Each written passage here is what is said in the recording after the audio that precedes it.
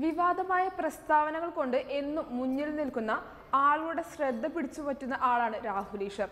അത്തരത്തിലുള്ള ഒരു വിവാദ പ്രസ്താവനയുമായി വീണ്ടും രംഗത്തെത്തിയിരിക്കുകയാണ് രാഹുൽ.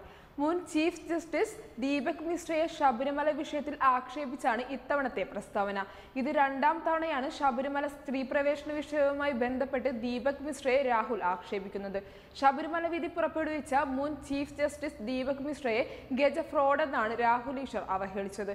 ഇത് കോടതി അലക്ഷ്യമെന്ന് ചൂണ്ടിക്കാണിച്ചിട്ടും തന്റെ വിവാദ പ്രസ്താവനയിൽ ഉറച്ചു നിൽക്കുകയായിരുന്നു രാഹുൽ. ശബരിമലയിൽ 51 യുവതികൾ കയറിയതുമായി ബന്ധപ്പെട്ട് ഒരു പ്രമുഖ TV ചാനലിൽ നടന്ന ചർച്ചയിലായിരുന്നു രാഹുൽ ഈശ്വറിന്റെ പരാമർശം. സുപ്രീം കോടതിയിൽ ഹർജികൾ പരിഗണിക്കാനിരിക്കെ പുതിയ ചീഫ് ജസ്റ്റിസ് വന്നതിൽ പ്രതീക്ഷയുണ്ടെന്ന രാഹുൽ ഈശ്വറിന്റെ പ്രതികരണത്തെക്കുറിച്ച് ചർച്ചയിൽ പങ്കെടുത്ത CPM നേതാവ് A റഹീം സംസാരിക്കുന്നതിനിടെയാണ് രാഹുലിന്റെ മറുപടി. കാരണം ദീപക് മിശ്ര ഒരു ഗജ ഫ്രോഡാണ്, കള്ളനാണ്. ഇദ്ദേഹത്തിന്റെ പാർട്ടിയും കോൺഗ്രസും ഇംപീച്ച്മെന്റ് മോഷൻ മൂവ് ചെയ്യാൻ കൊടുത്ത വ്യക്തിയാണ് എന്നാണ് രാഹുൽ പ്രതികരിച്ചത്.